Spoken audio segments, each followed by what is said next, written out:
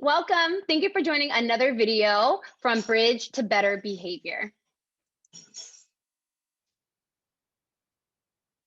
We're going to be talking about coping strategies today and how you can use them at home with your child. My name is Stella Day, and I'm a school psychologist.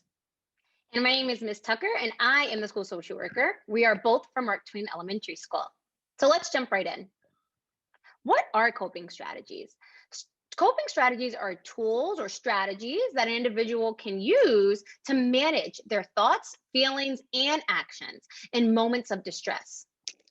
But you may be wondering, what are the benefits of having coping strategies? Well, it is very important to help develop coping strategies as adults, as well as children, to help manage those really difficult situations. So teaching these strategies to children allows them to effectively control their thoughts, emotion, and behaviors in a positive way. But how do we teach coping strategies? Because children are not necessarily born knowing how to use coping strategies.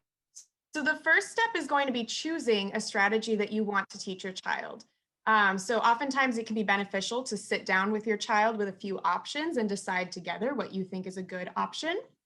The next thing is going to be to teach the strategy, but it's important to teach the strategy when you are calm.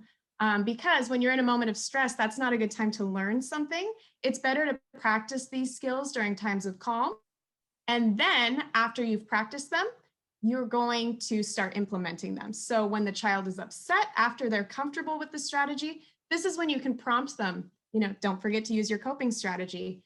That's when they're going to start seeing the benefits of that coping strategy.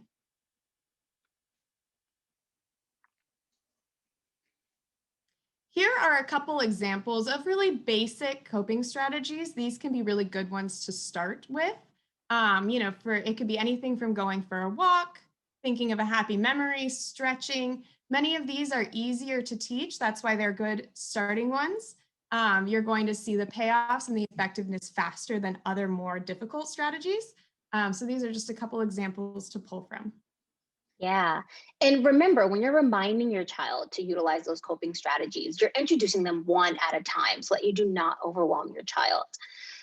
And here are some resources that you can utilize when starting that conversation and sitting down with your child and talking about the different coping strategies that there are, because there are so many. We gave you a quick snippet of some examples, but there are so many out there. So some books that you can start with to understand the different types of coping strategies and to choose from. For elementary age, B is for Breathe is a very great one that you can sit together and read. It's an A through Z book of all the different coping strategies. But if you have a middle schooler, they may not want to sit down and read that book, but there's a website and there's actually a YouTube video that talks about A to Z coping strategies that may be more relative for middle schoolers. There's also a book, Little Spot of Calm, that helps with mindfulness and taking those deep breaths and calming yourself. There's also a coping skills for kids workbook. There's 75 different tips and things that you can utilize for coping in different categories. It can be relaxation techniques, but then also it can be things to help with focus and attention type of coping strategies. There's a journaling opportunity, and it's called Start with a Word. It's a journal that is hyperlinked here, and you can purchase it on Amazon for as low as $4.99. It actually looks like this. Start with a word, and there are so many different prompts and pages that when you go to it, there are different things you can use to journal and cope. A website that you can look at with different ideas is Coping Skills for Kids, both elementary and middle school kids. But we've also listed some apps that you can use for mindfulness that you can use with your child when you're introducing the opportunity to use a coping skill or when you're reminding them to use one, whether it's during the day, at nighttime, or early in the morning before they get started for school. There's a podcast recommendation that you can listen to with your child called Imagine Neighborhood. And it talks about different social emotional learning techniques and ways to cope with those different emotions that you may feel. And then different mindfulness playlists that are linked here for free. For Mind Yeti, they do it in both English and Spanish. And so we invite you to be able to have those conversations with your child before implementing those coping strategies, being able to remind them to use them, but also as a fun activity at home, you guys can take on this coping calendar challenge.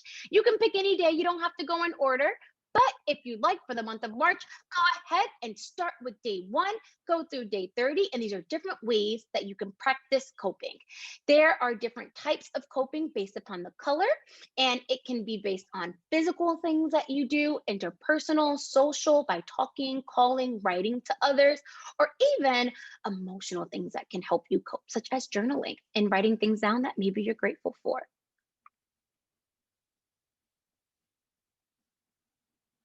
So thank you for joining us for our presentation for Bridge to Better Behavior. You can find more videos by searching our hashtag, which is hashtag 3BLESD on Instagram or Facebook for similar videos.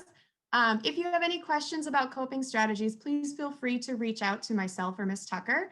Our email addresses are hyperlinked at the beginning of the presentation, as well as we hyperlinked the resources that you want to access on the resources page.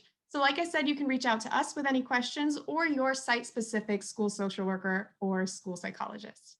Thank you for joining us. Thank you. Take care.